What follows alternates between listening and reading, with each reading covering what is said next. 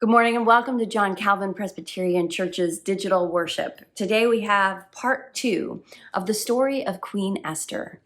Basically, it's chapters 5 through 9. Last week I used the Common English Bible translation. This week I will be using the more paraphrased translation, a little bit modified for continuity's sake from the Common English Bible, using the Message, a translation by Eugene Peterson.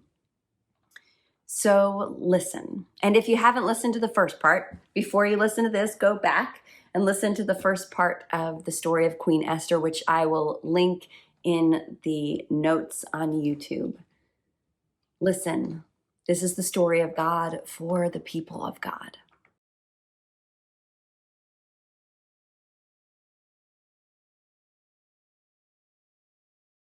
Three days later, Esther dressed in her royal robes and took up a position in the inner court of the palace, in front of the king's throne room.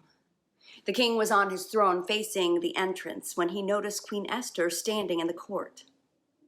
He was pleased to see her. The king extended the gold scepter in his hand. Esther approached and touched the tip of the scepter. And the king asked, "And what's your desire, Queen Esther? What do you want? Ask it and it's yours, even if it's half my kingdom." "If it please the king," said Esther, "let the king come with Haman to a dinner I've prepared for him." "Get Haman at once," said the king, "so we can go to dinner with Esther." So the king and Haman joined Esther at the dinner she had arranged. And as they were drinking wine, the king said, "Now, what is it that you want? Half of my kingdom isn't too much to ask. Just ask." Esther answered, "Here's what I want. If the king favors me and is pleased to do what I desire and ask, let the king and Haman come again tomorrow to the dinner that I will fix for them. Then I'll give a straight answer to the king's question." Haman left the palace that day happy, beaming. And then he saw Mordecai sitting at the king's gate, ignoring him, oblivious to him. Haman was furious at Mordecai, but he held himself in and went home. He got his friends together with his wife Zeresh and started bragging about how much money he had, his many sons, all the times the king had honored him, and his promotion to the highest position in the government. On top of all that, Haman continued, "Queen Esther invited me to a private dinner she gave for the king, just the three of us. And she's invited me to another one tomorrow. But I can't enjoy any of it when I see Mordecai the Jew sitting at the king's gate." His wife Zeresh and all his friends said, "Build a gallows 75 feet high. First thing in the morning, speak with the king. Get him to order Mordecai hanged on it. Then happily go with the king to dinner." Haman liked that. He had the gallows built. That night, the king couldn't sleep. He ordered the record book, the day-by-day journal of events, to be brought to him and read to him. They came across the story about the time that Mordecai had exposed the plot of Bigthana and Teresh, the two royal eunuchs who guarded the entrance and who had conspired to assassinate King Ahasuerus. The king asked, "What great honor was given to Mordecai for this?" "Nothing," replied the king's servants who were in attendance. "Nothing has been done for him."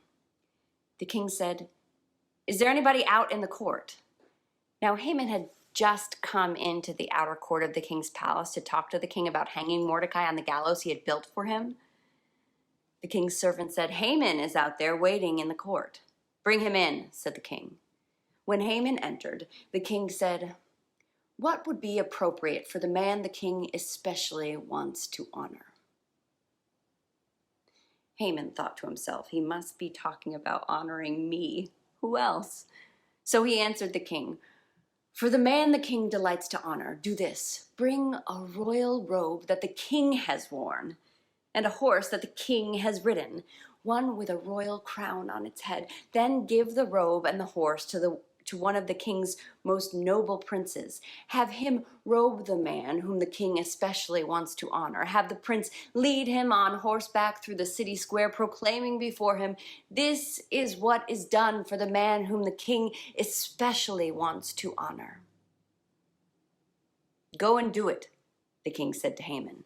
"Don't waste another minute. Take the robe and the horse and do what you have proposed to Mordecai, the Jew who sits at the king's gate. Don't leave out a single detail of your plan." So Haman took the robe and the horse. He robed Mordecai and led him through the city square, proclaiming before him, "This is what is done for the man whom the king especially wants to honor." Then Mordecai returned to the king's gate. But Haman fled to his house, thoroughly mortified, hiding his face. When Haman had finished telling his wife Zeresh all his friends everything that had happened to him, his knowledgeable friends who were there and his wife Zeresh said, "If this Mordecai is in fact a Jew, your bad luck has only begun. You don't stand a chance against him. You're as good as ruined." While they were still talking, the king's eunuchs arrived and hurried Haman off to the dinner that Esther had prepared. So the king and Haman went to dinner with Queen Esther. At this second dinner, while they were drinking wine, and the king again asked Queen Esther, "What would you like?" "Half of my kingdom, just ask, and it's yours."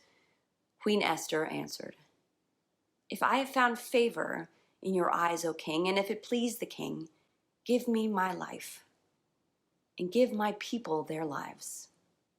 We have been sold, I and my people, to be destroyed, sold to be massacred, eliminated. If we had just been sold off into slavery, I wouldn't have even brought it up. Our troubles wouldn't have been worth bothering the king over." King Ahasuerus exploded. "Who? Where is he? This is monstrous." "An enemy, an adversary. This evil Haman," said Esther. Haman was terror-stricken before the king and queen. The king, raging, left his wine and stomped out into the palace garden. Haman stood there, pleading with Queen Esther for his life. He could see that the king was finished with him and that he was doomed. And as the king came back from the palace garden into the banquet hall, Haman was groveling at the couch on which Esther reclined. The king roared out, "Will he even molest the queen while I'm just around the corner?" When that word left the king's mouth, all the blood drained from Haman's face. Harbona, one of the eunuchs attending the king, spoke up. "Look over there. There's the gallows that Haman had built for Mordecai, who saved the king's life. It's right next to Haman's house, 75 feet high." The king said, "Hang him on it." So Haman was hanged on the very gallows that he had built for Mordecai.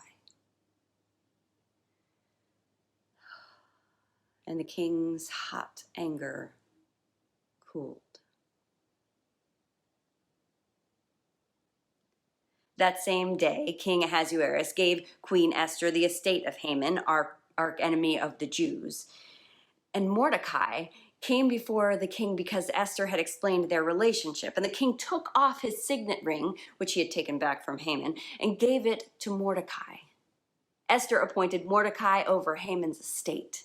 Then Esther again spoke to the king, falling at his feet, begging with tears to counter the evil of Haman the Agagite and revoke the plan that he had plotted against the Jews.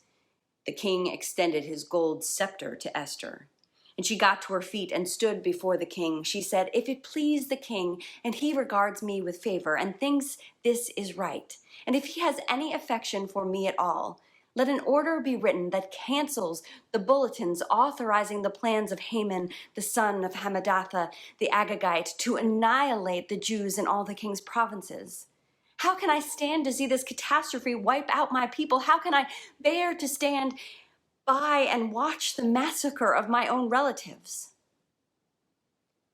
King Ahasuerus said to Queen Esther and to Mordecai the Jew, I've given Haman's estate to Esther, and he's been hanged on the gallows because he attacked the Jews. So go ahead now and write whatever you decide on behalf of the Jews. Then seal it with the signet ring. An order written in the king's name and sealed with his signet ring is irrevocable. So the king's secretaries were brought in on the 23rd day of the 3rd month, the month of Sivan, and the order regarding the Jews was written word for word as Mordecai dictated, and was addressed to the satraps, governors, and officials of the provinces from India to Ethiopia, 127 provinces in all, to each province in its own script, and each people in their own language, including the Jews in their script and language. He wrote under the name of King Ahasuerus and sealed the order with the royal signet ring. He sent out the bulletins by couriers on horseback, riding the fastest royal steeds bred from the royal stud. The king's order authorized the Jews in every city to arm and defend themselves to death, killing anyone who threatened them or their children or their women, and confiscating for themselves anything owned by their enemies. The day set for this in all King Ahasuerus' provinces was the 13th day of the 12th month, the month of Adar. The order was posted in public places in each province so everyone could read it, authorizing the Jews to be prepared on that day to avenge themselves on their enemies. The couriers, fired up by the king's order, raced off on their royal horses. At the same time, the order was posted in the palace complex of Susa. Mordecai walked out of the king's presence wearing a royal robe of violet and white, a huge gold crown, and a purple cape of fine linen. The city of Susa exploded with joy. For Jews, it was all good times and laughter. They celebrated. They were honored. It was that way all over the country, in every province, every city. When the king's bulletin was posted, the Jews took to the streets in celebration, cheering and feasting. Not only that, but many non-Jews became Jews. Now it was dangerous not to be a Jew. On the 13th day of the 12th month, in the month of Adar, the king's order came into effect. This was the very day that the enemies of the Jews had planned to overpower them, but the tables were now turned. The Jews overpowered those who hated them. The Jews had gathered in the cities throughout King Ahasuerus' provinces to lay hands on those who were seeking their ruin. Not one man was able to stand up against them. Fear made cowards of them all. What's more, all the government officials, satraps, governors, everyone who worked for the king actually helped the Jews because of Mordecai. They were afraid of him. Mordecai by now was a power in the palace. As Mordecai became more and more powerful, his reputation had grown in all the provinces. So the Jews finished off all their enemies with the sword, slaughtering them left and right, and did as they pleased to those who hated them. In the palace complex of Susa, the Jews massacred 500 men. They also killed the 10 sons of Haman, son of Hammedatha, the archenemy of the Jews. But they took no plunder. That day, when it was all over, the number killed in the palace complex was given to the king. The king told Queen Esther, in the palace complex alone, here in Susa, the Jews have killed 500 men, plus Haman's 10 sons. Think of the killing that must have been done in the rest of the provinces. What else do you want? Name it and it's yours. Your wish is my command. If it please the king, Queen Esther responded, give the Jews of Susa permission to extend the terms of the order another day, and have the bodies of Haman's 10 sons hanged in public display on the gallows. The king commanded it. The order was extended. The bodies of Haman's 10 sons were publicly hanged. The Jews in Susa went at it again. And on the 14th day of Adar, they killed another 300 men in Susa. But again, they took no plunder. Meanwhile, in the rest of the king's provinces, the Jews had organized and defended themselves, freeing themselves from oppression. On the 13th day of the month of Adar, they killed 75,000 of those who hated them, but did not take any plunder. The next day, the 14th, they took it easy and celebrated with much food and laughter. But in Susa, since the Jews had banded together both on the 13th and 14th days, they made the 15th their holiday for laughing and feasting. This accounts for why the Jews living out in the country in the rural villages remember the 14th day of Adar for their celebration, their day for parties and exchange of gifts. Mordecai wrote all this down and sent copies to all the Jews in all King Ahasuerus' provinces, regardless of distance, calling for an annual celebration on the 14th and 15th days of Adar as the occasion when Jews got relief from their enemies, the month in which their sorrow turned to joy. Mourning somersaulted into a holiday for parties and fun and laughter, the sending and receiving of presents and of giving gifts to the poor, and they did. What started then became a tradition, continuing the practice of what Mordecai had written to them. And Haman, son of Hammedatha the Agagite, the archenemy of all Jews, had schemed to destroy all Jews. He had cast the poor, the lot, to throw them into a panic and destroy them. But when Queen Esther intervened with the king, he gave written orders that the evil scheme that Haman had worked out should boomerang back on his own head, and he and his sons were hanged on the gallows, and that's why these days are called Purim, from the word pur, or lot. Therefore, because of everything written in this letter and because of all they had been through, the Jews agreed to continue. It became a tradition for them, their children, and all future converts to remember these 2 days every year on the specified dates set down in the letter. These are the days to be remembered and kept by every single generation, every last family, every province and city. These days of Purim must never be neglected among the Jews.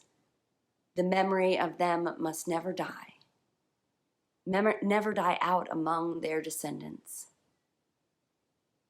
Queen Esther backed Mordecai the Jew, using her full queenly authority in this second Purim letter to endorse and ratify what he wrote.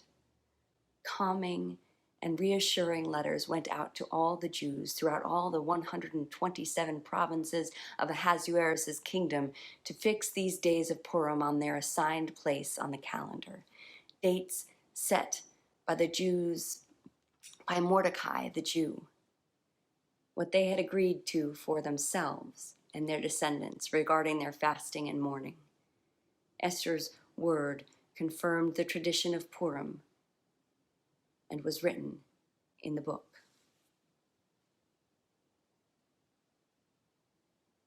This is the word of the Lord. Thanks be to God.